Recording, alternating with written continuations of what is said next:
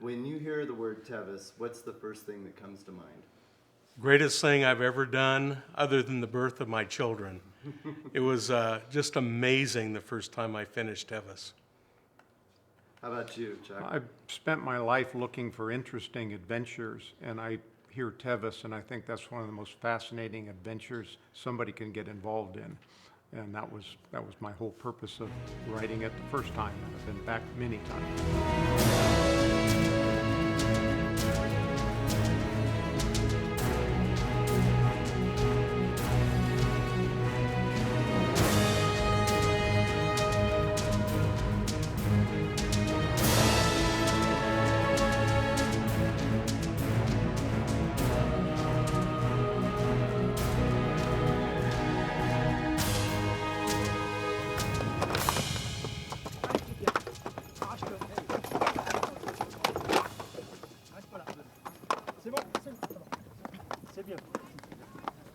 It's just special to be able to ask your horse to do that and ask your body to do that.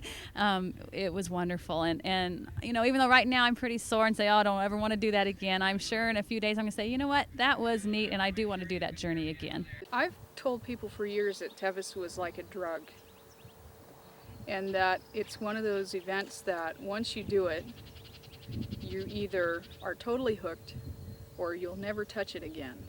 And some kind of experience that you can't match it up with anything else, whether you're riding it or you're crewing or you're working it or you're just spectating or you're taking pictures or whatever the case may be, that any type of involvement at all with the ride will leave you with something, you know, that you couldn't have obtained anywhere else.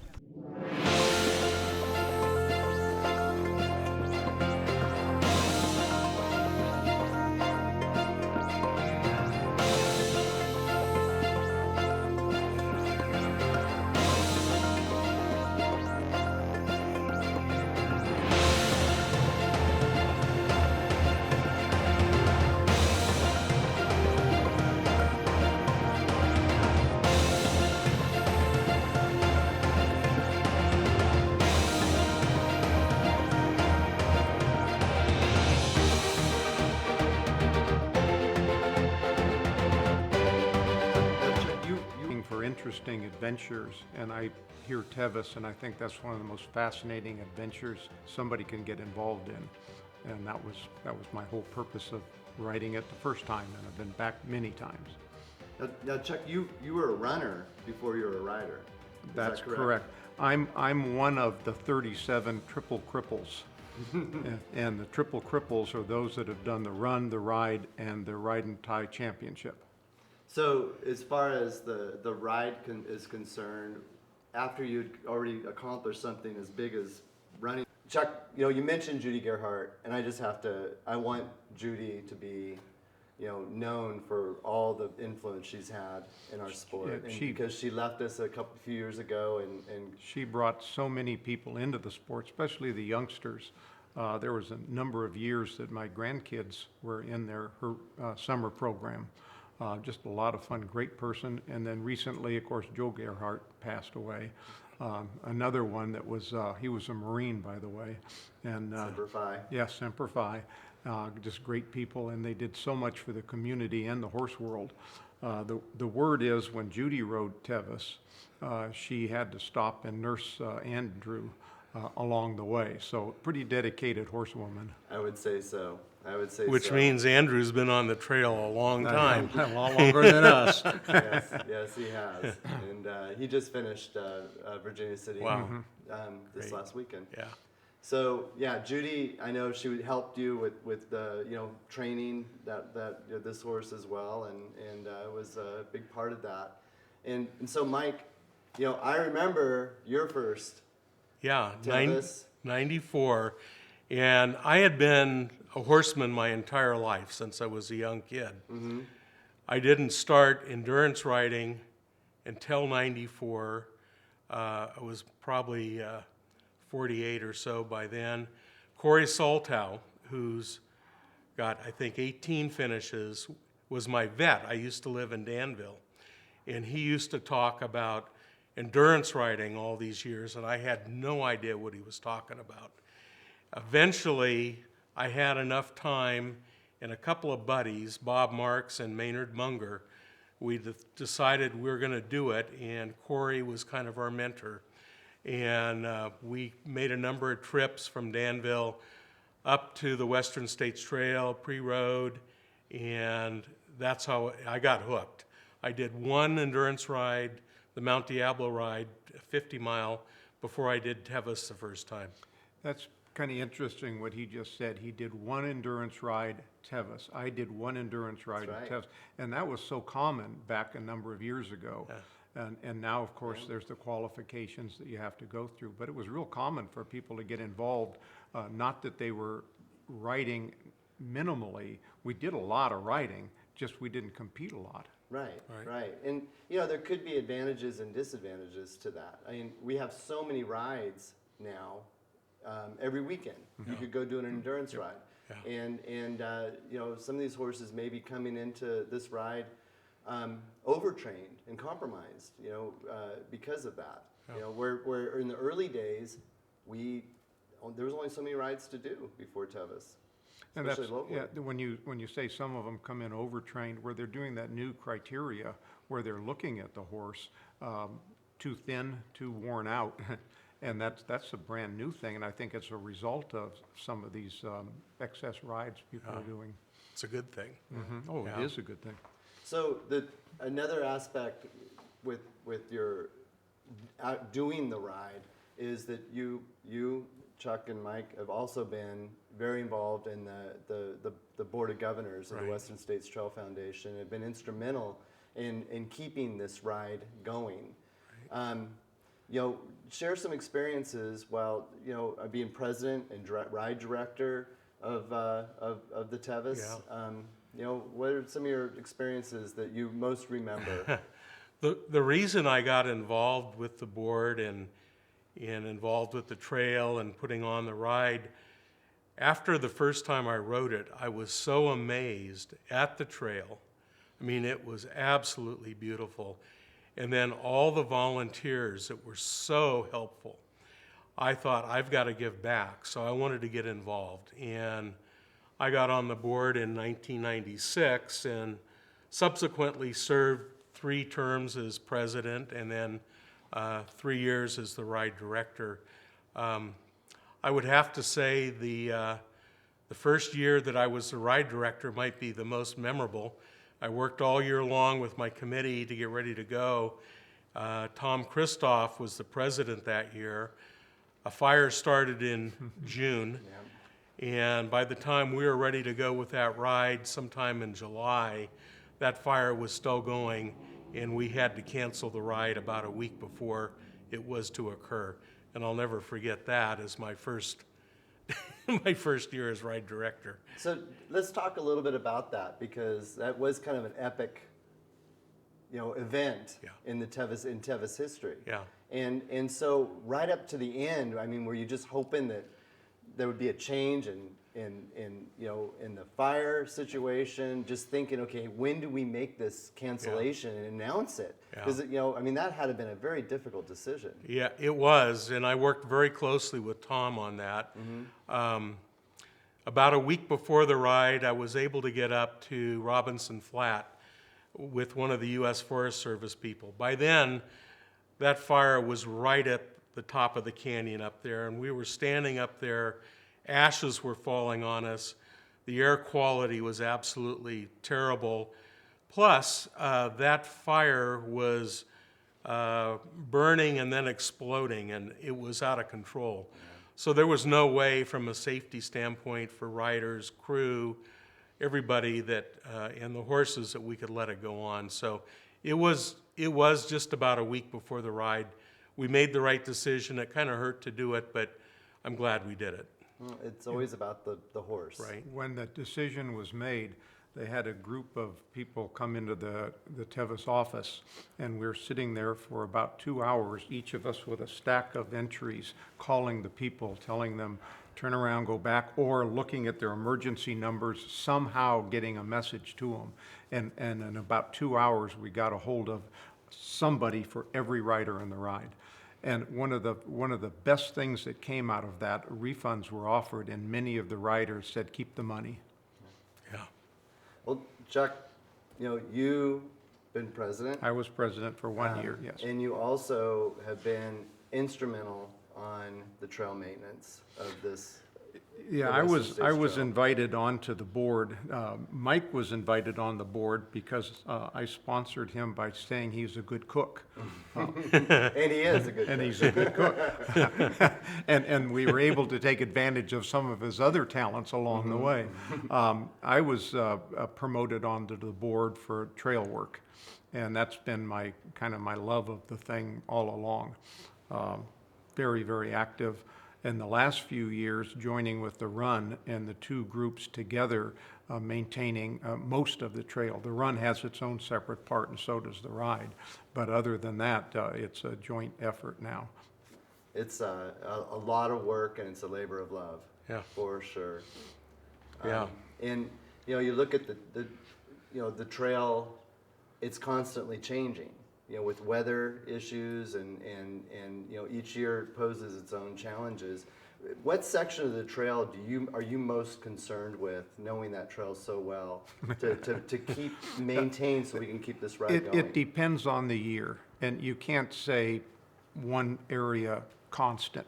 For instance, down by Driver's Flat, we had a fire in there 10 years ago. For the next 5-6 years, it was constant trees coming down.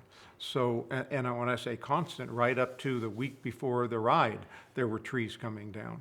So that's finally resolved. Well, now we have another fire area up above and trying to deal with it.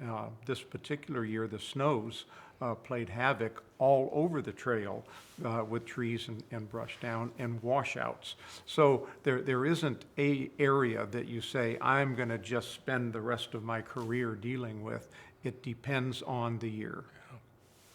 Along with that, the trail, of course, is so important. Without the trail, there wouldn't be a ride. And around 1996, the board decided that we wanted to establish an endowment fund. Jeff Hurton, one of our board members, came up with the unique idea of adopting a section of the trail. And our goal, through charter and incorporation, was to raise $500,000 and never touch the principal of that, but only use the interest and dividends to spend on the trail. And we felt if we could get to that level that, we'd be able to keep the trail going forever. We reached that level a number of years ago. Currently, we're up around $700,000, and we spent $250,000 just a couple of years ago when we participated in the acquisition of the Granite Chief area private land property in conjunction with a number of other foundations to make sure that the trail would be preserved forever. So that's been an important part of the organization's endeavors. Well, a question for both of you would be, as involved as you've been in the ride, how many buckles? I have 5. 5 and Three. And then the other side, which is keeping this ride going. What kind of future do you want to see? What do you want to see the direction that the Tevis, the ride, goes? I'd like to see it continue with many of the traditions that it has now. I'm coming from kind of a purist background, and to be honest, I kind of get a little put out when they need more water, when they need more vet stops, when they make more exceptions to try and increase the completion rate, when this trail is for an adventure. And if you pave it, you're not getting that. So I'd like to see some of the real traditions maintained. How about you, Mike? Yeah, I would agree with Chuck 100%. I think part of the challenge is that single track trail, all those canyons, the beautiful views, and it gives you a chill when you're riding some of those sections. That if you made a bad step, it could be it could be serious. But you know, that's part of the whole mystique of the ride, I think, and I'd like to see that continue. Absolutely. Yeah. I agree with you too. So you know, in endurance, I'm going to ask this question. You know, you talk about tradition, and you know, the sport. There's always going to be, you know, Tevis considered a race versus a ride, and so can we touch on that topic a little bit? Sure, go ahead. Sure, okay. Since Mike and I ride a little bit differently, my first Tevis ride was on Dusty, and that was that horse that I got from Janie, and I rode that ride to finish.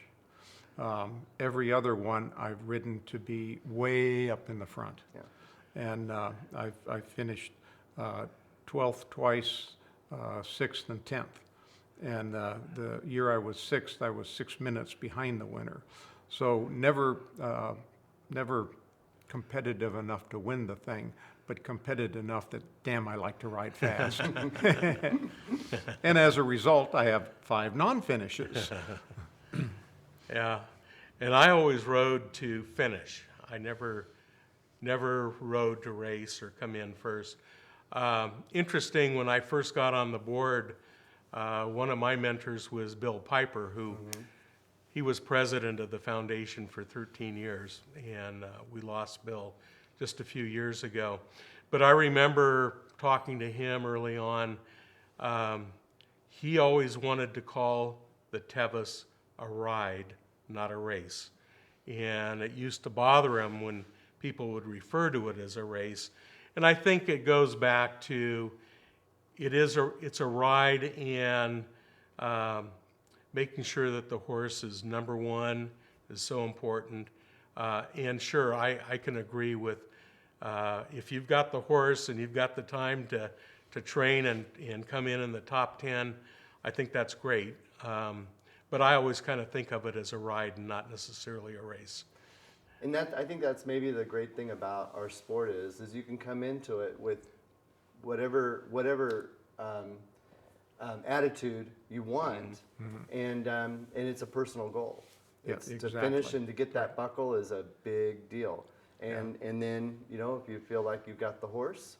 Chuck, you talked about your successes with your top 10 finishes and that, but you also mentioned poles, which is a big part of this ride, considering that only about 50% actually finish this Yeah, ride. I'm Maybe- right on the 50%. You're on the I've 50%. started 10 times and finished 5. Okay, so tell us about the poles. Okay, one of them, I think you're going to be interviewing Tom Kristoff here Oh, yeah. somewhere along the line. We started one year, and we were riding pretty competitively in the front, maybe 9th and 10th at the start, going fast. And a horse in front of me kicked out and hit my horse in the head. And I thought, oh man. And Tom was right over here. I said, Tom, check out my horse's head. I think, make sure it's not caved in. And he looks over and he says, your horse is fine, but you're screwed. And about that time, I realized my reins weren't attached to anything. He had kicked and caught the headstall and ripped it off. So I have a runaway horse and just flying down the trail. And Tom says, oh, don't worry, I'll take care of you, Chuck. And he pulled ahead a little bit, and his horse kicked me in the leg. And Tom said, well, I guess I can't help you, and off he goes. Well, Frank Smith was riding his mule, and Frank got his mule in front of me, and so George, my horse, would start to go to the left. Say, Frank left, and he pulled the mule over. Frank to the right, and we went that way until that road area comes up the hill before you drop down down to the bridges and stuff. And up there, we were able to pull off and get my reins hooked onto the halter that I was having. So that was my start. By the time I got to Forest Hill, my leg was so sore I couldn't even stay in the saddle. So I went home. So there was one pull. That was a rider option. Yeah, there. and that was Christoph. Where is he? It was his fault. One year it started, and I know my horse pretty darn well. And coming into Robinson Flat, I always know where I get off and walk in so that he will be down heart rate down when I get there. So at the spot, he'd been running a little higher than he normally does as I was riding, and I got off, walked in, and he wasn't coming down. So I knew immediately I had an issue. And that was one. Went to the vets and said, look him over, I think I'm going home, he's not right. And the vets, they said, well, he looks okay, it's kind of your choice, but he was not right, and we went home. A couple days, the next day I took his temperature and it was elevated. So he was, one of those things that not the right day to be taking him down the trail.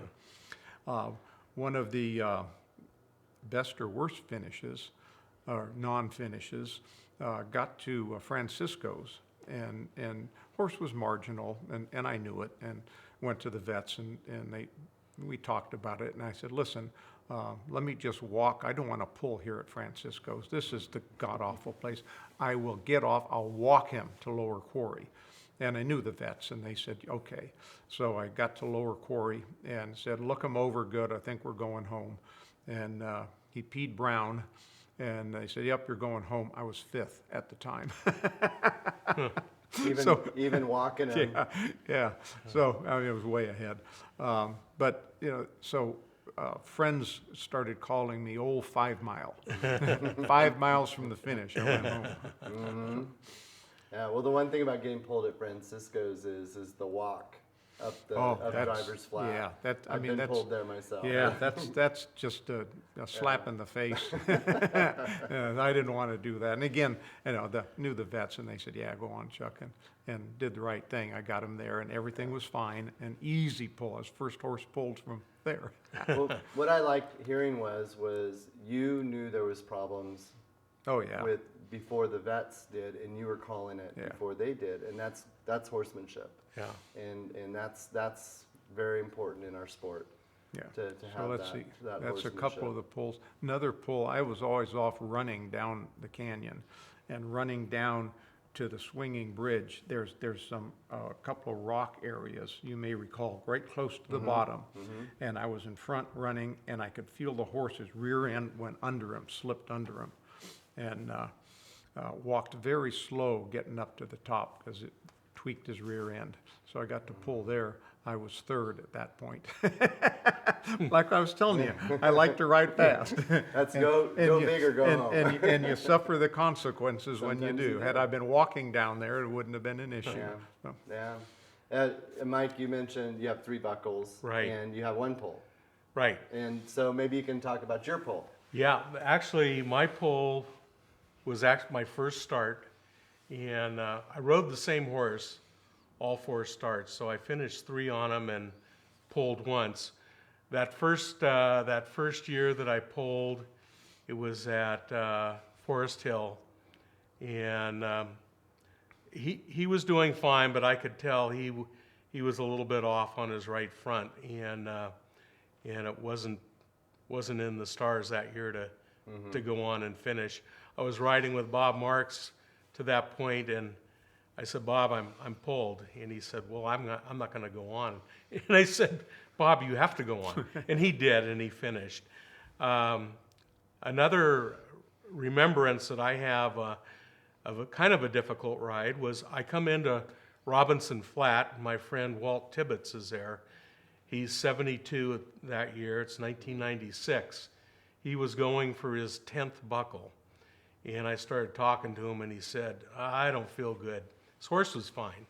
I don't feel good, Mike. I'm going to quit. And I said, no, you're not. I'm going to ride with you. And I did. We got in at 4:45, just barely under the wire. And I remember when we left Forest Hill, I was trotting down the trail in California Loop, and he was following, and he said, can we slow down? And we almost walked the entire rest of the ride and just barely made it. But he got his 10th buckle, and I think that's the last time he rode. And that's That got was to the be, last time. satisfying for you to help Walt, one of the pioneers of our sport. Yeah. Through the ride. Yeah. And to say you rode with him. Yeah. And that brings up, you guys both of you started in the early 90s, but you probably also had an opportunity to meet and work with like Bill Piper and some of these early pioneers of our sport that were right there with Wendell Roby. Yeah. Making this the ride it is today. Yeah. Who are some of those riders and those people that come to mind Yeah. that just were big inspirations to you? Well, besides Walt Tibbetts, who was obviously one, another one that we rode, both Chuck and I rode with, was Bud Darty, who actually holds the fastest time for finishing the Tevis ever, and wonderful man. And in later years, we rode with him on the Frontier Boys ride, which is kind of a social ride, not an endurance ride, but he's one that goes way back. His first ride was in the 60s. Yeah, right. And he was Hagen Cup winner in the 60s. Oh, yeah. Yeah. Yeah. So when somewhere along the line, Walt gave me a number of his buckles, and which I donated to the office for the giveaway, except he also gave me his Hagen Cup buckle and medallion. And when he passed at his memorial, I gave that to his daughter, so she got it. Yeah. Wow. Are there any other riders and that come to mind? Certainly Gordon Palmer, Yeah. who was my shoer at one point, and 10 finishes, and he also ran the Western States 100. I know he was a good friend of yours, Chuck. Who's your shoer now? Well, Jim Mather, Oh, okay. your son. Yeah, and those were pretty much the people I was involved with. Mike being in the sport, not necessarily endurance, but in the horse world a lot longer than I was, he knew a lot of these people way before I did. Walt was the one I rode a lot with in the early days, my early days. Right. And it was so neat because he was one of the few people, he lived in Moraga at the time, one of the few people that would be at Auburn at 7 in the morning so we could go ride. You know, so often you get to the overlook at 7 in the morning, there's nobody there. About 10 o'clock they roll in. Shoot, 10 o'clock, we're done. Now, Mike, you're from the Bay Area. Right. Now, was it Tevis that brought you up here to the foothills? To Actually, it was. Now that's interesting because there's a lot of people that came from all over the country, really, that moved here specifically to be near that trail, and you were one of those people. I'm one of them. I moved in early 96, the end of 95, and it was a point in my life where my kids were done with college and out of the house, and I had flexibility, and I was interested in Tevis, and I said, why not? And so I moved up.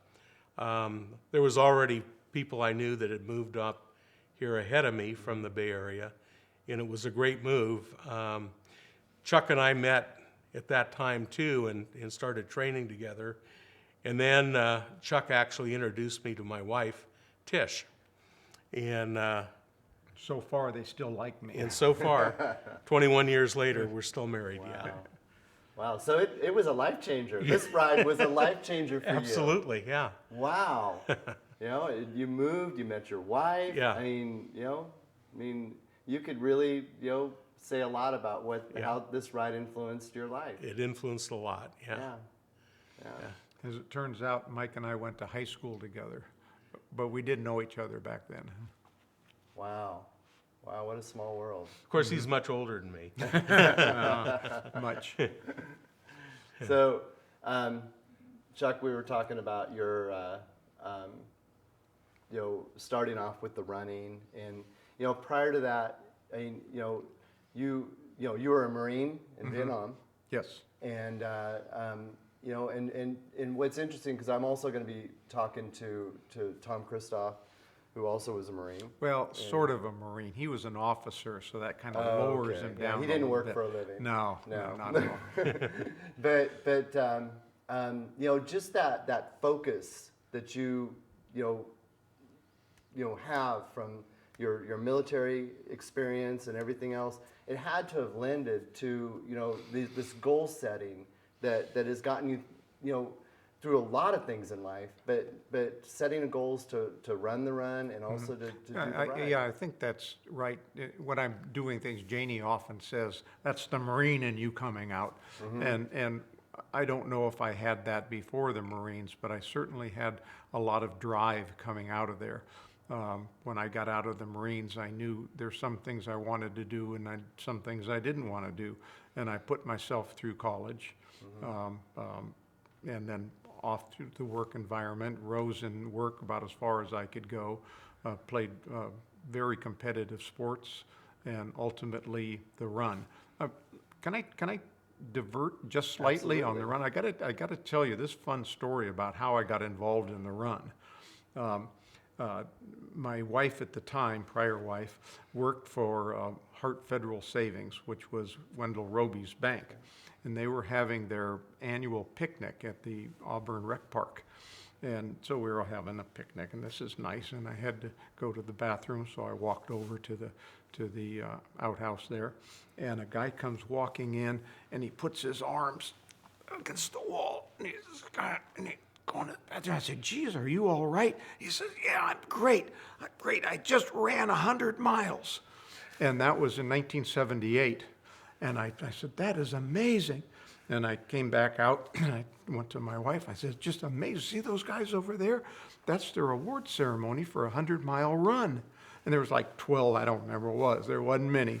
And she says, look at all those misspent goals. Think about what they could do if they really put their minds to good stuff. Well, I swapped out wives and ran it. So that was my introduction to the run. Wow. Well, bringing back to, I just have to bring this up. My mentor was Dr. Barslow. And, and so he was a Marine. Yes. Right? Yes. And so I had that background with him. I was Army, by the way. So, but,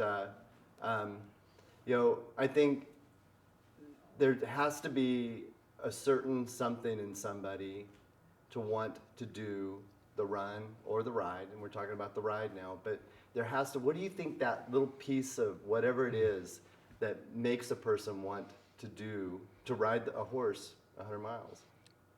Wow, I think, I think it's the challenge. I think to me, it was being able to not only get myself, although I wasn't running it, but riding it. You still need to get in shape, get into condition, get your horse ready, and then the challenge of getting yourself and your horse through safely and healthy at the end was just a goal that seemed like a really worthy goal, and it inspired me.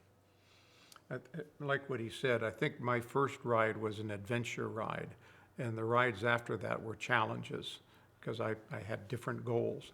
But I think what makes things successful for me is being able to set my priorities.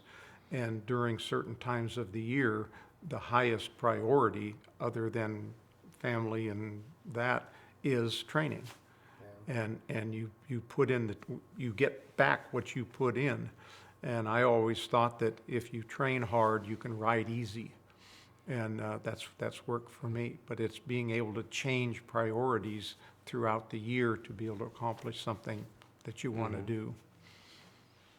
Well, you guys, is there anything else you want to add? You feel like you need to talk about the history of our ride? Anything that you feel that the public needs to know? Yeah.